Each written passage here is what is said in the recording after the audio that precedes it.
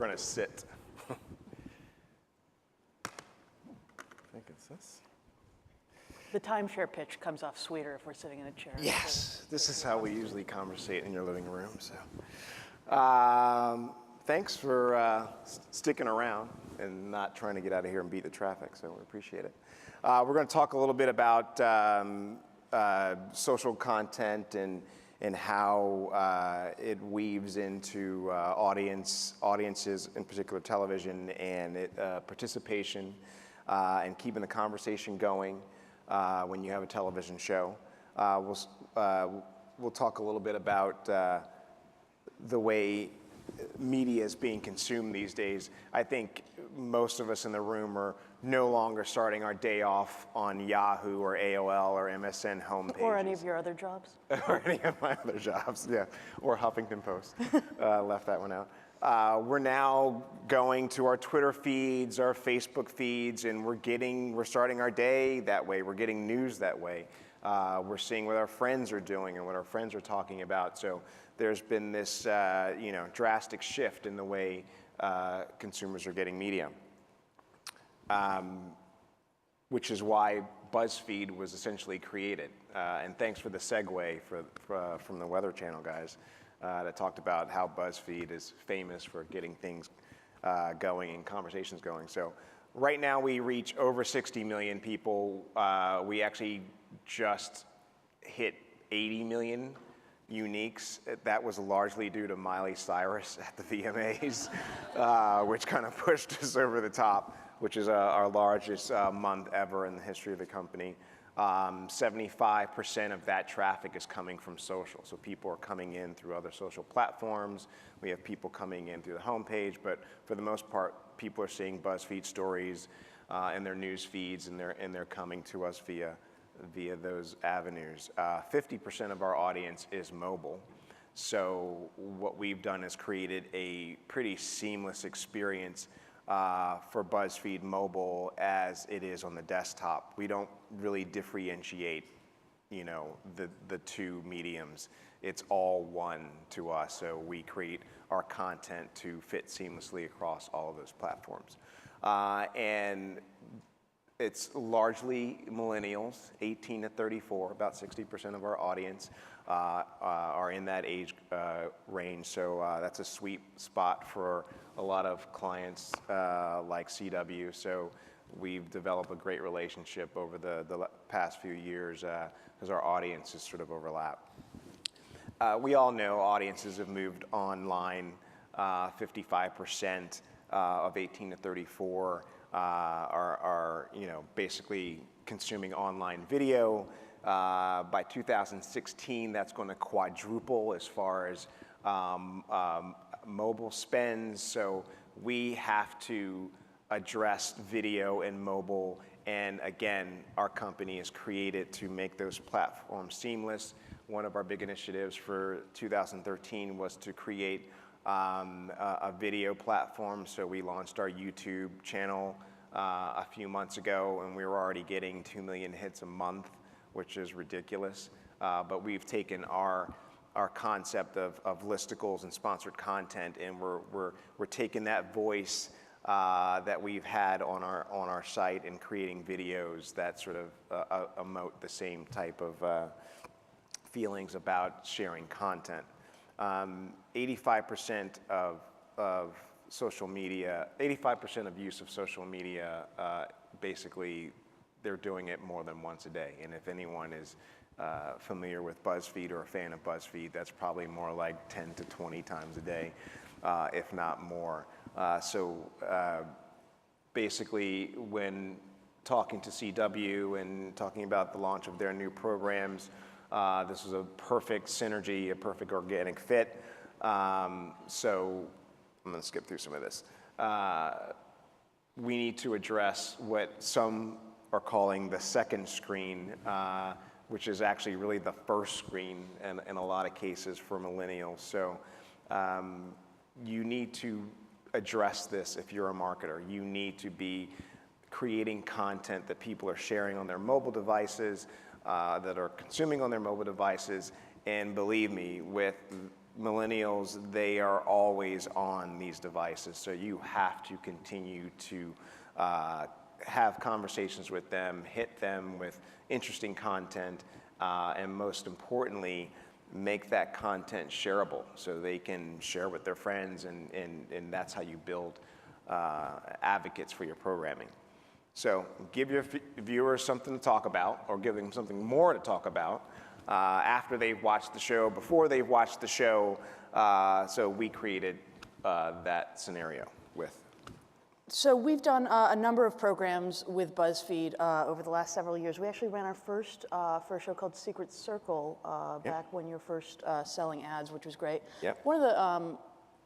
One of the great things that we like using BuzzFeed for, you know, we have a dedicated social team that is plugging away day in and day out, putting messages out there. But what we think is really great about BuzzFeed is the chance to give context to a show that people might not be familiar with.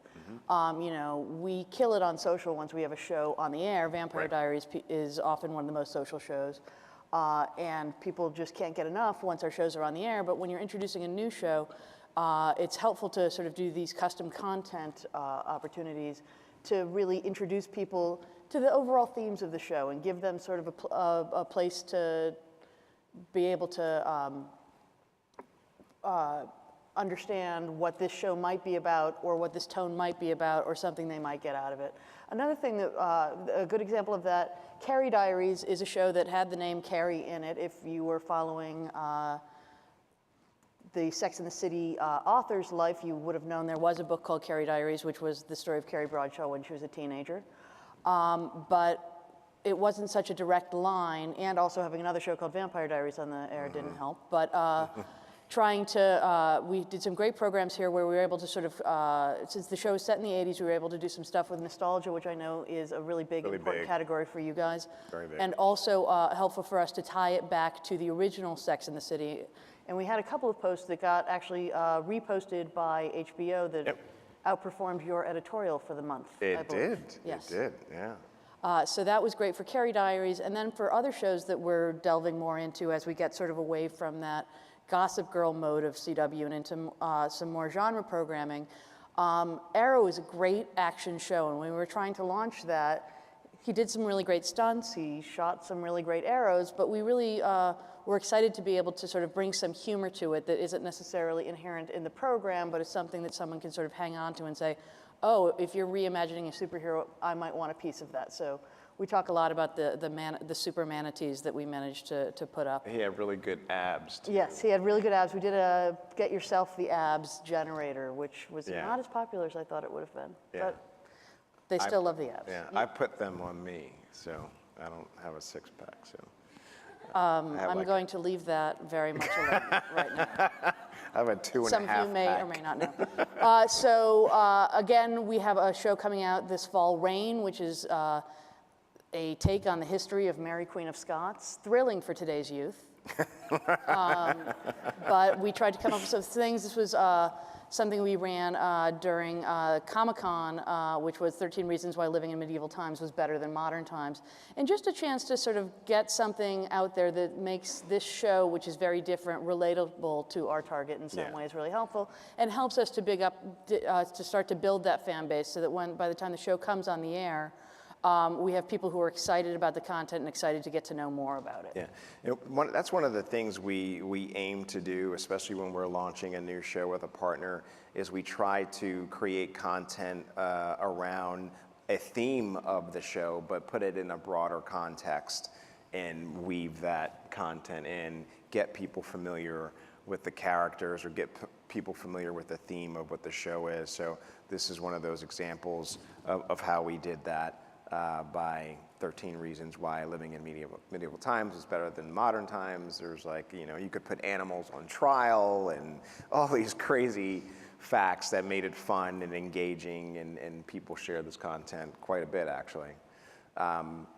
One of the other things we did together as partners is, Comic-Con was obviously really big for your audience and has a huge presence for CW fans. So we teamed up and did a party together where, again, we built content around Comic-Con and brought their shows to light, but we also brought talent and got talent involved, and we helped launch or introduce your new video programming. Yes, So- CW Seed, which Yep. is a great new programming. It's short and a lot of comedy programming, because that works well online in a way that we haven't been lucky enough to sort of catch lightning in the bottle on air. Right. And CW Seed's some great programming, and we thought there was not a better partner to try and sort of introduce it to the world. And we had a lot of fun We did. down there, and We had a couple of drinks. there were a couple drinks. There was a drinking game associated with the panel, which is Yeah, always that's right. important when building a brand. Yes, it is very much. So in wrapping up, we wanted to save some time if there was any questions. You know, you want to attract your audience. You want to then amplify that experience through content that's shareable and tweetable, et cetera. And then you want to extend that viewership, again, beyond, you know, just watching the show. You know, there's things you want to do to engage them and again, have conversations with them as well. Yeah. Anyone? Bueller? Yeah.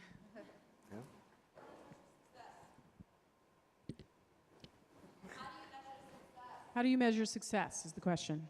Do you want to answer that? Because I think every brand's measurement's different when they're working with Well, us. I also think that that's a planted question directly for you. How do we measure success? We measure success by the social shares and the awareness lift that it can help to provide to us. And we see that both from the results we get back from you and also any posts that we then share with our social footprint and see how the reaction comes from there. Great. You guys, are you finding that you have to, from a resource perspective, find a whole new type of crop of talent to be able to generate these assets? You know, this type of writing and creative thinking? Yeah. We're really fortunate that we have a tremendous team of creative editors that create content specifically for brands. And